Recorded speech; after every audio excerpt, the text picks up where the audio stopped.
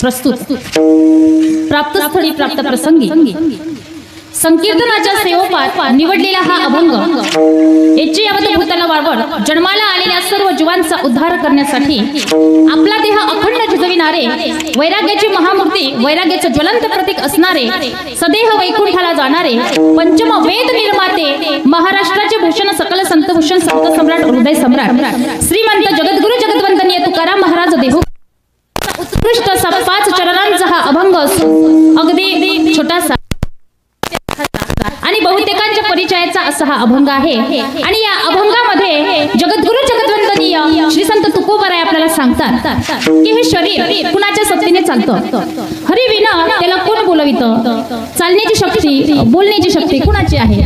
महाराज म्हणतात ही शक्ती त्या भगवान परमात्म्याची आहे।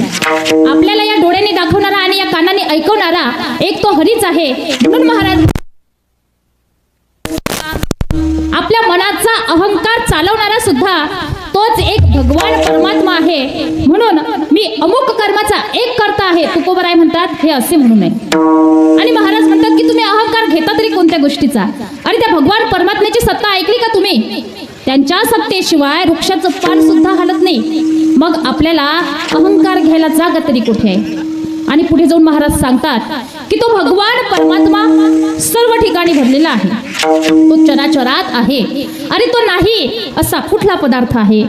हा झाला अभंगातील थोडक्यात सांगायचा। आवाजाला थोडा आवाज द्या।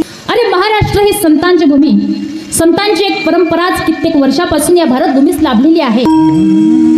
हाच आपला महाराष्ट्र आहे, भारत भूमी आहे की या भारत भूमीमध्ये भगतसिंग, सुखदेव, राजगुरु, चंद्रशेखर आझाद, नेताजी सुभाषचंद्र बोस, धर्मवीर संभाजी महाराज, छत्रपती शिवाजी महाराज, क्रांतिज्योती सावित्रीबाई फुले, महात्मा फुले, संत ज्ञानोबराय, संत नामदेव महाराज, शांतीब्रह्म एकनाथ महाराज, संत तुकाराम महाराज, संत जनाबाई, मीराबाई, मुक्ताबाई, बहिणाबाई, अहिल्याबाई असे अनेक थोर रत्न या भारत भूमीमध्ये होऊन गेले। हाच भारत देश आहे, हीच महाराष्ट्राची भूमी आहे, भारताची भूमी आहे। या भूमीमध्ये स्वामी विवेकानंद होऊन गेले, ज्यांनी वयाच्या 16व्या वर्षी आपल्या भगवत धर्माची पताका परप्रांतामध्ये रोवली। त्यावेळेस कुठं त्यांचं रक्त शांत झालं ऐका। करंजवासियांनो, ज्या वेळेला आपली भगवद्गीता सर्व धर्मग्रंथांच्या खाली ठेवण्यात आली त्यावेळेला सगळ्या लोकांची भाषणं झाली, सगळ्या लोकांनी भाषण द्यायला सुरुवात केली। आता शेवटी स्वामी विवेकानंदांना उठवण्यात आलं। 16 वर्षाचं ते बालक लोक हसायला लागले की हे 16 वर्षाचं बालक आणि हे काय बोलणार? पण ऐका, स्वामी विवेकानंद व्यासपीठावरती गेले, माईक हातामध्ये घेतला आणि पहिला शब्द वापरला की माय ब्रदर्स अँड माझ्या प्रिय बंधू आणि भगिनींनो असं म्हटल्यानंतर त्या हॉलमध्ये कमीत कमी अर्धा तास टाळ्यांचा कडकडाट चालूच होता माऊली। आणि स्वामी विवेकानंद बोलायला लागले की अरे तुम्ही आमच्या भगवद्गीतेला एवढं मानाचं स्थान देता, एवढं मानाचं स्थान देता की सर्व धर्मग्रंथांचा पाया आमची गीता। एक जण उठलं, शान होतं ते जरा, त्याने ते भगवद्गीता काढली मध्ये ठेवली, म्हणे आता तुम्ही काय बोलणार स्वामीजी? स्वामीजी त्याच्यावरही बोलले अरे तुम्ही आमच्या भगवद्गीतेला एवढं मानाचं स्थान देता की सर्व धर्मग्रंथांचा गाभा आमची गीता आहे। तेच उठलं, शानच होतं ते, त्याने ते भगवद्गीता काढली वरती ठेवली, म्हणे आता काय बोलणार तुम्ही? पण स्वामी विवेकानंद थांबले नाही, बोलले अरे तुम्ही आमच्या भगवद्गीतेला एवढं मानाचं स्थान देता, एवढं मानाचं स्थान देता की सर्व धर्मग्रंथांचा कळस आमची गीता आहे। याला म्हणायचं बुद्धिचातुर्य, संभाषण कौशल्य, हजरजबाबीपणा। आणि हे फक्त आणि फक्त भारतातच होऊ शकतं, अन्यथा नाही। म्हणून मला सांगायचंय की भारत असा एकमेव देश आहे की ज्याला भारत माता म्हणून संबोधलं जातं। तुम्ही कधी ऐकलं नसेल अमेरिकन माता, पाकिस्तान माता, चीन माता, ऑस्ट्रेलियन माता, रशिया माता, कारण ते देश संस्कृत भारतासारखा देश नाही, महाराष्ट्रासारखं राज्य नाही, पंढरपुरासारखं तीर्थ नाही, पांडुरंगासारखं दैवत नाही, ज्ञानोबरायांसारखे संत नाही, ज्ञानेश्वरीसारखा ग्रंथ नाही, वारकरी संप्रदायासारखा संप्रदाय नाही, रामकृष्ण हरीसारखा मंत्र नाही, रामायणासारखी आचारसंहिता नाही, दशरथासारखे वडील नाही, कौशल्यासारखी आई नाही, रामासारखा मुलगा नाही, सीतेसारखी सून नाही, उर्मिलेसारखी जाऊ नाही, भरतासारखा भाऊ नाही, लक्ष्मणासारखा बंधू नाही, विभीषणासारखा मित्र नाही, रावणासारखा शत्रू नाही, कोल्ह्या इतका लबाड नाही, कावड्या इतका धूर्त नाही, काजडा इतका काळ नाही, लोणी इतकं मऊ नाही, या माणसाच्या शरीरासारखं दुसरं शरीर नाही। आणि जगाच्या पाठीवर छत्रपती शिवाजी महाराजांनंतर तसा राजा कुणी झाला नाही, तसा राजा कुणी झाला नाही। म्हणून आपला भारत देश पवित्र आणि पावन देश, आणि आपण किती भाग्यवान, या भारत देशात आपण जन्म घेतला। भरत खंडे नरदेह प्राप्ती, हे तो परमभाग्याची संपत्ती। जास्त विस्तार न करता अभंगाकडे वळूया। निवडलेला अभंग तुकोबारायांचा आहे. तुकोबारायांच्या शब्दांनी अभंगावरती चिंतन करायचं. तुकोबारायांचा अधिकार सामान्य नाही माझ्या दादांनो. घरात नाही आण गावात नाही मान तरी चित्तात समाधान. जगद्गुरु तुकोबाराय. तुकाराम तुकाराम नाम घेता कापियमा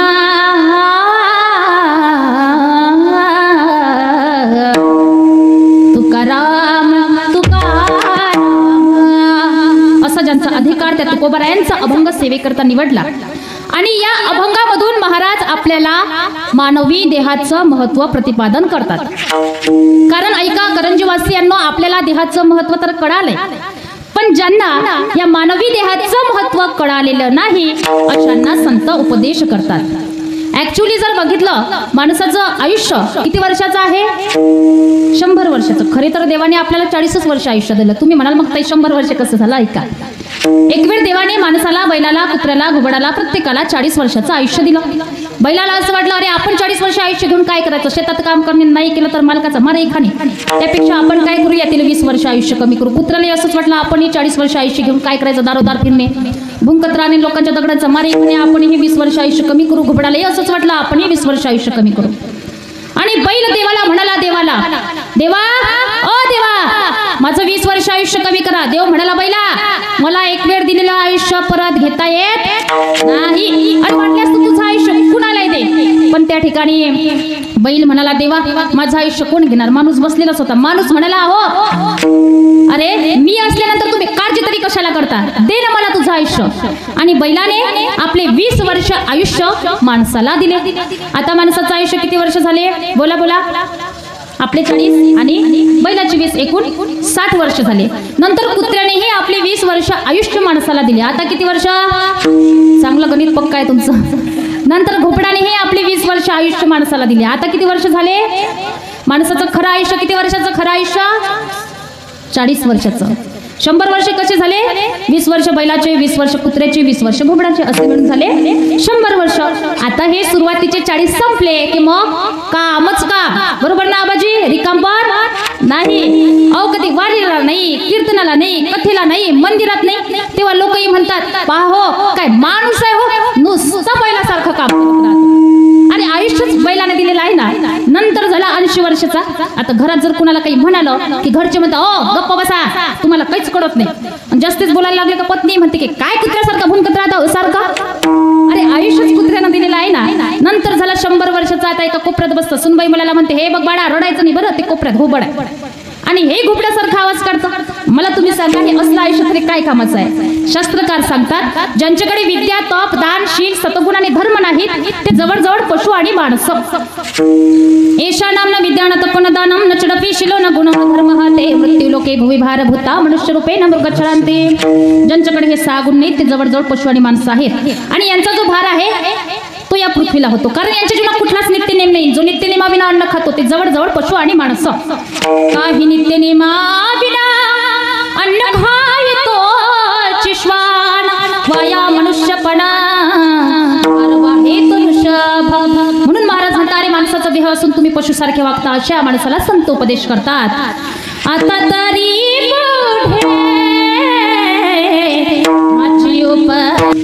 म्हणून या शरीराला चालवणारी शक्ती त्या भगवान परमात्म्याची आहे.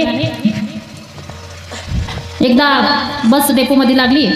ऐका प्रवासी बसमध्ये बसलेत. कंडक्टर सुद्धा त्या ठिकाणी बसमध्ये बसला. कंडक्टरनी बेल वाजवले ट्रिंग ट्रिंग ट्रिंग ट्रिंग. अरे बस थकलीच नाही. काय कारण असेल करंजीवासियांनो? हा ऐकत आहे ना कीर्तन? झोपलं नाही ना? मागचा महिला मंडळ झोपलं नाही ना? झोपल्या का काय? जागे आहे ना सर्व? ऐका ती बस धकली नाही. काय कारण असेल आबाजी? कारण ड्रायव्हर बसमध्ये बसला नाही. नंतर ड्रायव्हर त्या बसमध्ये बसला आणि ती बस निघाली.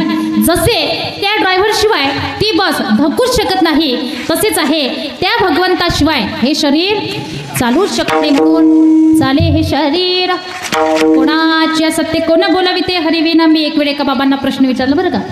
म्हटलं ओ बाबा आपण कशाने चालतो? बाबांनी मला लगेच उत्तर दिले. म्हणे ताई हा काय प्रश्न विचारायचा आहे? एवढा सोपा प्रश्न. हो म्हणे ताई पायाने. मी म्हटलं बाबा पायाने जर आपण चालतो तर एखादा व्यक्ती मेल्यानंतर तिरडीवर झोपलेला कधीतरी म्हणतो का, ए नातलगांनो तुम्ही कशाला माझ्यासोबत फेरा घेता, जा शॉर्टकट मी एकटा येतो. सगळी लोक स्मशानभूमीत गेले आणि या बाबांची वाट पाहू लागले. आणि हे बाबा एका तासानं तिथं गेले आणि म्हणाले, आलोय मी, जाणं मला आता. बरोबर आहे का? नाही ना, ते बाबा तिथे जाऊच शकत नाही, कारण त्यांच्या शरीराला चालवणारी शक्ती त्या भगवंताने काढून घेतली. म्हणून महाराज म्हणतात, चाले हे शरीर कोणाचे सत्ते, कोण बोलविते हरिविना. त्यांच्या सत्तेशिवाय आपण बोलू सुद्धा शकत नाही. आपुलिया बडे नाही मी बोलत, सखा कृपावंत वाचा त्यांची साडूंगी मंजुळ बोलत असे वाणी. शिकविता धनी वेगडाची किंवा मग पामर उत्तरे परी त्या विश्वंभरे बोलविले. महाराज म्हणतात मला बोलावणारा तो भगवंत आहे, पक्ष्यांना सुद्धा तोच बोलावतो. आणि मग आजीबाई, ओ मावशी, तुम्हाला कोण बोलावतो? कोण?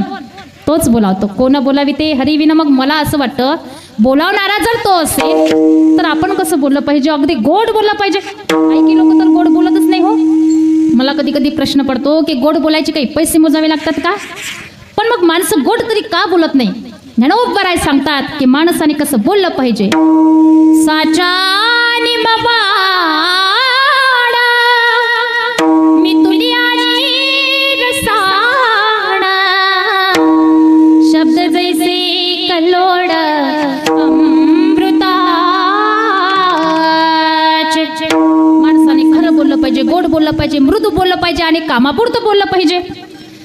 बरं का? अगदी गोड बोललं पाहिजे, कारण कोण बोलाविते हरिविन. महाराज म्हणतात त्यांच्या सत्तेशिवाय आपण चालू शकत नाही, बोलू सुद्धा शकत नाही. एवढंच काय, पाहू सुद्धा शकत नाही, ऐकू सुद्धा शकत नाही. अभंगाच्या द्वितीय चरणात महाराज म्हणतात की आपण लगेच अहंकार धारण करतो की मी बंगला बांधला, मी गाडी घेतली, मी शेती घेतली, आम्हाला यावर्षी 200 क्विंटल कापूस झाला. माझ्यासारखं कथा कीर्तन कुणालाच येत नाही हो. पण हे सर्व करणारा तो आहे हे आपण विसरून जातो. आपली गत सांगू का आजीबाई कशी आहे? आबाजी आपली गत सांगू? त्या गाडी खाली चाललेल्या त्या कुत्र्यासारखं. ते कुत्रे त्या गाडी खाली चालतं आणि म्हणतं मीच गाडी ओढतो.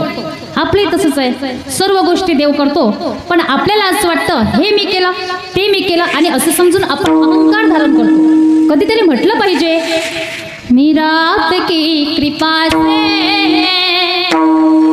सबका हो रहा है, मेरा आपकी कृपा से सबका हो रहा है.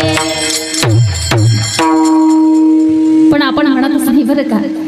आजकाल एवढा अहंकार वाढला, तुम्हाला काय सांगू. काही की सासवांना सुद्धा फार अहंकार. सुनबाईने भांडी घासल्यानंतर परत भांडी घासतात आणि म्हणतात, हे सुनबाई बघ कसे निघते ते. मग काय हो, चांगली दुसऱ्या दिवशी सून म्हणाली, आत्या एक वेळ दाखवा ना कसे घासू. आणि लागली सासू जोरजोरात भांडी घासायला. सुनबाई दुसऱ्या महिलांना देखत सासूबाईंना ऐकून तशी म्हणाली, बाई आमच्या आत्या त्यांना काम केल्याशिवाय करमतच नाही हो.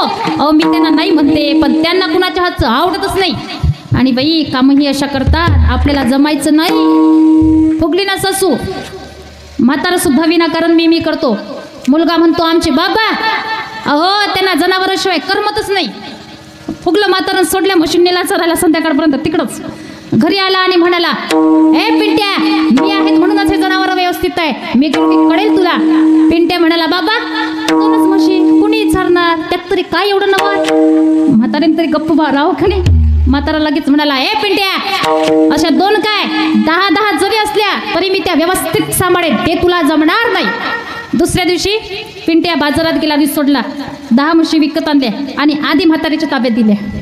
आता विचार करा, मी करून उपाधी लावली ना. जशी त्या सासूने आणि त्या म्हाताऱ्याने मी करून उपाधी वाढवली, तसंच आपलं आहे. देवाने केल्यानंतर हे मी केलं, ते मी केलं असे समजून आपण अहंकार वाढवतो आणि आपला अहंकार देवाला सहन होत नाही. तीड भरी जरी होया अहंकार, मेरू तो समान भार देवा. अहंकाराची सुद्धा आता बरेच लोकांना, कुणाला कशाचा अहंकार, कुणाला रूपाचा अहंकार, कुणाला धनाचा अहंकार, कुणाला ज्ञानाचा अहंकार, कुणाला तर भक्तीचा अहंकार, कुणाला शक्तीचा अहंकार, कुणाला सत्तेचा अहंकार, कुणाला कर्तृत्वाचा, कुणाला पदाचा. ज्याला बघावं त्याला अहंकारच अहंकार. पण महाराज म्हणतात, बाबा अहंकार सोडून द्या आणि त्या भगवान परमात्म्याचं भजन करा, कारण त्या भगवान परमात्म्याच्या आपल्यावरती अनंत असे उपकार आहेत आणि ज्यांचे उपकार माणसाच्या वरती असतात ना माझ्या दादांनो, त्यांचे उपकार कधी विसरायचे नसतात. पण आपलं असं झालंय, देवाचे आपण उपकार विसरतो यात नवल नाही. पण ज्या आईवडिलांनी आपल्यासाठी हाडाचं काढं रक्ताचं पाणी केलं, त्या आईवडिलांचे उपकार आपण विसरतो आणि एक दिवस म्हणतो त्या आईवडिलांना, ओ आई बाबा काय केलंय तुम्ही माझ्याकरिता. मला तुम्ही सांगा, एवढे उपकार त्या आईवडिलांच्या आपल्यावरती, तरी सुद्धा जर मुलगा त्यांच्यावरती परत फिरत असेल तर मला असं वाटतं त्यांनी कितीही दिवस कथा आणि कीर्तन ऐकलीत ना तरी काहीच उपयोग होणार नाही. अरे माय बाप केवळ काशी, तेने न जावे तीर्थासी. आई या शब्दाचा अर्थ तरी काय आहे? आ म्हणजे आत्मा आणि ई म्हणजे ईश्वर. आत्म्याला ईश्वराचा साक्षात्कार करून देते, तिला आई म्हणतात. पण आपलं असं झालंय, 4 तांदूळ डोक्यावर पडले, बायको घरात आली, कधी आई वडिलांना विसरून गेलो कळत नाही हो मुलांना. आमची संस्कृती तरी काय आहे? मातृदेव भवा पितृदेव भवा आचार्य देव भवा अतिथी देव भवा अशी म्हणणारी आमची ही संस्कृती. आणि त्यांचेच आईवडील आज वृद्धाश्रमात राहतात आणि जास्तीत जास्त वृद्धाश्रमात राहणाऱ्या कोणत्या आईवडिलांची संख्या असेल ना, ती आहे शिकल्या सवरलेल्या लोकांच्या आईवडिलांची. मग काय घेतले तरी काय आम्ही आमच्या शिक्षणातून? तुम्ही इकडे लक्ष द्या बरं का. एखाद्या वेळेला जा, त्या वृद्धाश्रमाला भेट द्या आणि विचारा त्या खितपत पडलेल्या आई वडिलांना की काय हो तुमचा मुलगा काय करतो. सांगतील त्या वृद्धाश्रमात खितपत पडलेल्या आई वडील की हो आमचा मुलगा डॉक्टर आहे, इंजिनियर आहे, ॲडव्होकेट आहे, टीचर आहे, प्रिन्सिपल आहे, पायलट आहे. पण त्या वृद्धाश्रमामध्ये खितपत पडलेला एकही वृद्ध जोडपं तुम्हाला असं नाही म्हणणार माऊली की आमचा मुलगा अडाणी शेतकरी आहे. कारण शेतकऱ्याचे आई वडील कधीच वृद्धाश्रमात पोहोचत नाहीत, ही वस्तुस्थिती आहे माऊली. मग कुणाचे पोहोचतात? शिकल्या सवरलेल्या लोकांच्या आई वडिलांचे. मग काय घेतलंय तरी काय आम्ही आमच्या शिक्षणातून? बघा आपलं कसं आहे सांगू का, आई वडील जोपर्यंत आहेत तोपर्यंत कळत नाही आणि गेल्यावर परत मिळत नाही. अरे धगा आड गेलेला सूर्य परत दिसेल रे दादा, पण माती आड गेलेली आई परत दिसणार नाही. मग आपल्याला म्हणावं वाटतं, कशाला गेलीस आई तू स्वर्गाला, कोण वागवेल तुझ्या या भाणाला. मला जर मी विचारलं ना की ताई या जगामध्ये श्रीमंत कोण, मी सांगेन त्याला दादा ज्याला आई वडील आहेत ना रे तो श्रीमंत. या जगामध्ये यशस्वी कोण, ज्याने आपल्या आई वडिलांची किंमत केली तो. या जगामध्ये विजयी कोण, ज्याने आपल्या आई वडिलांची शब्द पूर्ण केली तो. आणि या जगामध्ये नालायक कोण, ज्याने आपल्या जिवंत आई वडिलांना घराच्या बाहेर लाथा मारून काढलं ना रे तो नालायक. आई वडिलांच्या उपकारातून उत्तीर्ण होण्याकरिता काहीच करावं लागत नाही. त्यांना घर नाही दिलं तरी चालेल, बंगईवरच बसवलं पाहिजे असंही काही नाही. अरे दागदागिने संपत्ती प्रॉपर्टी इस्टेट नाही दिली ना रे दादा तरी सुद्धा चालेल, पण 2 शब्द का होईना आपल्या आई वडिलांशी प्रेमाने बोलावे लागतात. बस आपण तेही करत नाही. अरे एवढं हाडाचं काढं रक्ताचं पाणी करून आपल्याला शिकवतात तरी सुद्धा आजकाल मुलं आई वडिलांना सांभाळत नाही. काय वाटत असेल त्यांच्या मनाला? अरे नकळत त्यांचं मन बोलून जातं, नको देऊ देवा कोटी हे संतान. ऐका, गोदान आणि गोदान चळवळीचा महान प्रणेता विनोबा भावे ज्या वेळेला व्याख्यानाला जायचे ना त्यावेळेला आपल्या आईचं मडकं पातळ सोबत घेऊन जायचे. त्या ठिकाणी व्याख्यान करायचे.